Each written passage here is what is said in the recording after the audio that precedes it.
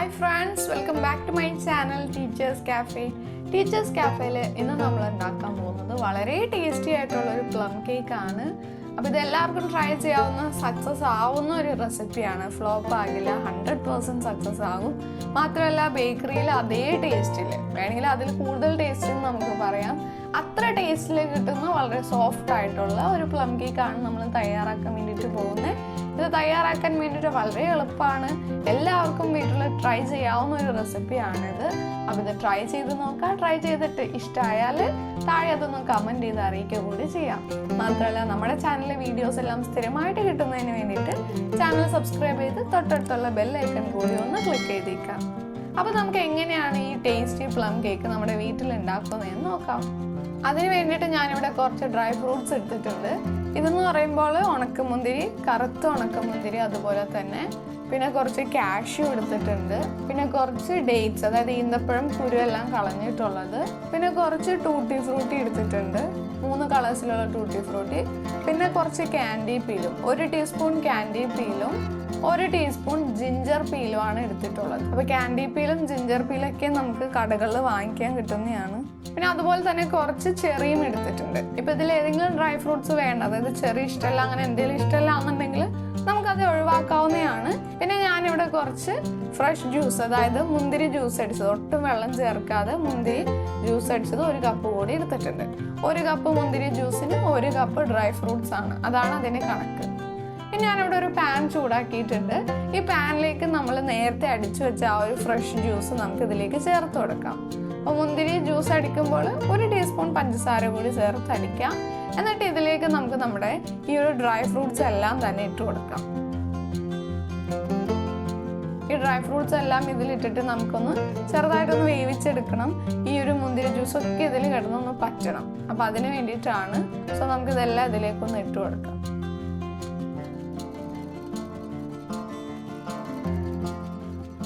ഇനിയെല്ലാം നമുക്കിതൊന്ന് മിക്സ് ആക്കി കൊടുക്കാം. അപ്പോൾ ഇതെല്ലാം മിക്സ് ആക്കി കൊടുത്തിട്ട് നമുക്ക് ഈ ഒരു മുന്തിരി ജ്യൂസ് ഇതിൽ കിടന്ന് വറ്റാൻ വേണ്ടിയിട്ട് വെയിറ്റ് ചെയ്യണം. അപ്പോൾ ഇടയ്ക്കിടയ്ക്കൊന്ന് ഇളക്കി കൊടുത്തേക്കാം.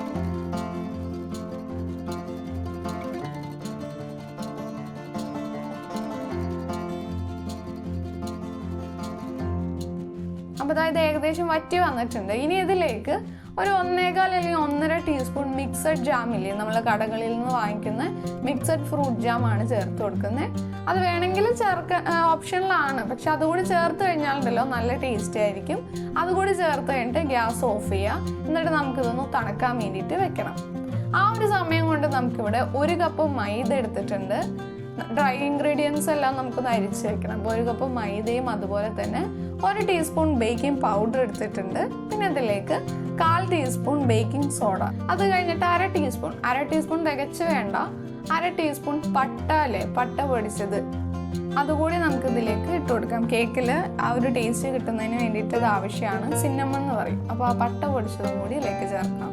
അങ്ങനെ അതെല്ലാം ചേർത്ത് അരിച്ചെടുത്തതാണ്. അത് നമുക്കൊന്ന് മാറ്റി വയ്ക്കാം. ഇനി ഞാനിവിടെ 2 മുട്ട എടുത്തിട്ടുണ്ട്. മുട്ട എടുക്കുമ്പോൾ ഫ്രിഡ്ജിൽ വെക്കാത്ത മുട്ട വേണം എടുക്കാൻ വേണ്ടിയിട്ട്, തണുപ്പില്ലാത്തത്. അപ്പോൾ ഈ ഒരു മുട്ട നമുക്ക് ജസ്റ്റ് ഒന്ന് ബീറ്റ് ചെയ്തെടുക്കണം. ഒത്തിരി ബീറ്റ് ചെയ്യേണ്ട, ഒന്ന് പതഞ്ഞ് വന്നാൽ മതി. അപ്പോൾ അതൊന്ന് ബീറ്റ് ചെയ്ത് നമുക്ക് എടുക്കാം.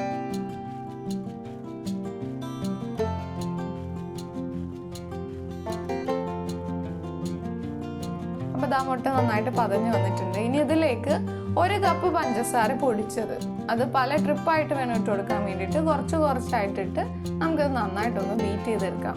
ആ ഒരു പഞ്ചസാരയൊക്കെ അതിലൊന്ന് അലിഞ്ഞ് കിട്ടിയാൽ മതി. മറ്റുള്ള കേക്ക് നമ്മൾ ഉണ്ടാക്കും പോലെ ഒത്തിരി നമുക്ക് പതഞ്ഞ് കിട്ടണമെന്നില്ല. പഞ്ചസാരയൊക്കെ ഒന്ന് അതിലേക്ക് അലിഞ്ഞ് കിട്ടും പാകത്തിന് നമുക്ക് ഇതെല്ലാം ഒന്ന് ബീറ്റ് ചെയ്തെടുക്കാം.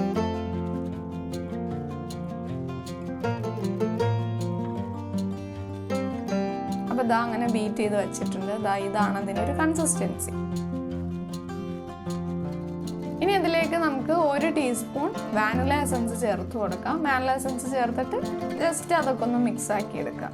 ലോ സ്പീഡിലിട്ടൊന്ന് ബീറ്റ് ചെയ്താൽ മതി, അതൊന്ന് മിക്സ് ആവാൻ വേണ്ടിയിട്ട്. പിന്നെ നമുക്ക് ഇതിലേക്ക് ഒരു 3/4 ടീസ്പൂൺ കാരമൽ സിറപ്പ് ചേർത്ത് കൊടുക്കാം. കാരമൽ സിറപ്പ് എന്ന് പറയുമ്പോൾ ഒത്തിരി കൂടി പോരുത്, 3/4 മതി. അപ്പോൾ ഈ ഒരു കാരമൽ സിറപ്പാണ് ഞാൻ യൂസ് ചെയ്യുന്നത്. അത് ചേർത്തിട്ട് നമുക്കെല്ലാം ഒന്ന് മിക്സ് ആക്കി എടുക്കണം. പ്രത്യേകം ശ്രദ്ധിക്കുക കാരമൽ സിറപ്പ് കൂടി പോകാതിരിക്കാൻ വേണ്ടിയിട്ട്.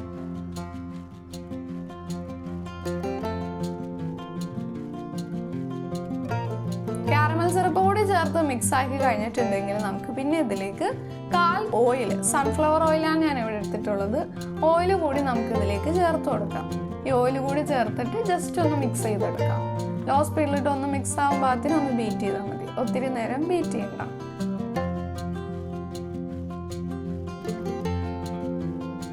അപ്പോൾ അതെല്ലാം നന്നായിട്ടൊന്ന് മിക്സ് ആക്കി എടുത്തിട്ടുണ്ട്. ഇനി നമുക്കിതിലേക്ക് 1/4 ടീസ്പൂൺ ഓറഞ്ച് എസൻസ്, 1/4 ടീസ്പൂൺ അല്ലെങ്കിൽ ഒരു 4 ഡ്രോപ്സ് മതിയാകും, കുറച്ച് മതി. അതുപോലെ തന്നെ 1/4 ടീസ്പൂൺ റിച്ച് പ്ലം എസൻസും ഓറഞ്ച് എസൻസും 1/4 ടീസ്പൂൺ വീതം ചേർത്തിട്ട് നന്നായിട്ടൊന്ന് മിക്സ് ആക്കി എടുക്കാം. 1/4 ടീസ്പൂൺ അല്ലാന്നുണ്ടെങ്കിൽ 4 ഡ്രോപ്സ് ഒക്കെ മതിയാകും. അപ്പോൾ അതെല്ലാം കൂടി ചേർത്തിട്ട് നന്നായിട്ട് മിക്സ് ആക്കി എടുക്കാം. അപ്പോൾ അങ്ങനെ മിക്സ് ചെയ്തിട്ടുണ്ട്. ഇനി ഇതിലേക്കാണ് നമുക്ക് നമ്മുടെ നേരത്തെ അരിച്ച് വെച്ച ഡ്രൈ ഇൻഗ്രീഡിയൻസ് ചേർക്കേണ്ടത്. അതെല്ലാം നമുക്ക് ഇതിലേക്കൊന്ന് കുറച്ചായിട്ട് ചേർത്ത് മിക്സ് ആക്കി എടുക്കാം.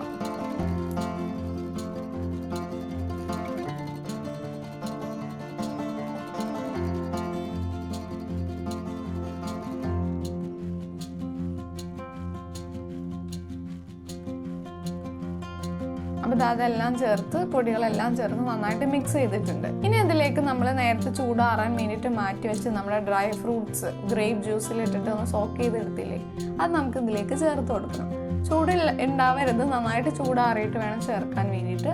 അതുകൂടി ചേർത്തിട്ട് നമുക്ക് നന്നായിട്ടൊന്ന് മിക്സ് ചെയ്തെടുക്കാം. ഡ്രൈ ഫ്രൂട്ട്സ് ആയതുകൊണ്ട് നമ്മൾ ഇതിലേക്ക് ചേർക്കുമ്പോൾ ബാറ്റർ ചെറുതായിട്ട് കട്ടിയായിട്ടിരിക്കും, പക്ഷേ കേക്ക് നല്ല സോഫ്റ്റ് ആയിരിക്കും. അപ്പോൾ കുറച്ചായിട്ട് ഇതെല്ലാം ചേർത്ത് നന്നായിട്ടൊന്ന് മിക്സ് ചെയ്തെടുക്കാം. അപ്പം ഞാനിവിടെ എല്ലാം ചേർത്തിട്ട് നന്നായിട്ട് മിക്സ് ചെയ്തിട്ടുണ്ട്. അപ്പോൾ ഇത്രയേ ഉള്ളൂ നമ്മളിതിൽ ചേർക്കുന്ന ഇൻഗ്രീഡിയൻസ്, ഇത്രയേ ഉള്ളൂ, സിമ്പിളാണ്. എല്ലാം നന്നായിട്ടൊന്നും ഇനി മിക്സ് ആക്കി എടുത്താൽ മാത്രം മതി. ഇനി നമുക്കിത് ബേക്ക് ചെയ്യാൻ വേണ്ടിയിട്ട് വെക്കണം. അപ്പോൾ അതിന് വേണ്ടിയിട്ട് ഞാനിവിടെ ഒരു 8 ഇഞ്ചിൻ്റെ കേക്ക് മോൾഡാണ് എടുത്തിട്ടുള്ളത്. ഇതിൽ ബട്ടർ പേപ്പർ എല്ലാം വച്ചിട്ടുള്ളതാണ്. ഇനി നമുക്കിതിലേക്ക് നമ്മുടെ ബാറ്റർ, പ്ലം കേക്കിൻ്റെ ബാറ്റർ ഇതിലേക്ക് ചേർത്ത് കൊടുക്കാം.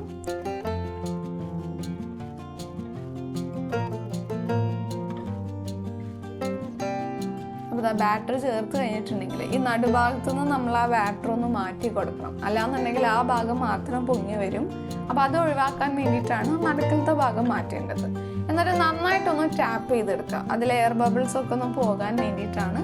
ടാപ്പ് ചെയ്ത് കഴിഞ്ഞാൽ നമുക്കിത് ഓവനിലേക്ക് വെക്കാം. അപ്പോൾ ഒരു 5 മിനിറ്റ് പ്രീ ഹീറ്റ് ചെയ്ത ഒരു ഓവനിലേക്ക് 170 ഡിഗ്രി സെൽഷ്യസിൽ 40 to 60 മിനിറ്റ്സ് ആണ് ഇതിൻ്റെ കുക്കിംഗ് ടൈം വരുന്നത്. ഓവൻ അനുസരിച്ച് ടെമ്പറേച്ചറിൽ വ്യത്യാസം വരുമല്ലോ. അപ്പോൾ ഞാനിവിടെ 170 ഡിഗ്രി സെൽഷ്യസിലാണ് വയ്ക്കുന്നത്. 40 മിനിറ്റ്സ് വെച്ച് കഴിഞ്ഞ് ഏകദേശം ഒന്ന് എന്തുമാത്രം വെന്തോ എന്ന് നോക്കി കഴിഞ്ഞിട്ട് അപ്പോൾ നമ്മൾ കാഷ്യൂ ഇതേപോലെ മുകളിലേക്ക് വെച്ചാൽ മതി. അല്ലാന്നുണ്ടെങ്കിൽ അത്രയും നേരം ബേക്ക് ആകുമ്പോൾ കാഷ്യൂയുടെ കളർ ഒരുപാട് മാറിപ്പോകുമല്ലോ. അപ്പോൾ ആ ഒരു ലാസ്റ്റ് മിനിറ്റിൽ മുകളിൽ ഇതുപോലെ കാഷ്യൂ വെച്ച് കൊടുത്ത് ഒരു 5 മിനിറ്റ് കൂടി ബേക്ക് ചെയ്തെടുത്ത് കഴിഞ്ഞിട്ടുണ്ടെന്നുണ്ടെങ്കിൽ നമ്മുടെ പ്ലം കേക്ക് അങ്ങനെ റെഡി ആയിട്ടുണ്ട്. വളരെ സിമ്പിളാണ്, നമുക്ക് വീട്ടിൽ തയ്യാറാക്കാവുന്നേ ഉള്ളൂ. എല്ലാവരും ട്രൈ ചെയ്ത് നോക്കുക. എന്നിട്ട് ഇഷ്ടപ്പെട്ടെങ്കിൽ താഴെ അത് കമൻറ്റ് ചെയ്ത് അറിയിക്കുക കൂടി ചെയ്യാം. Thank you.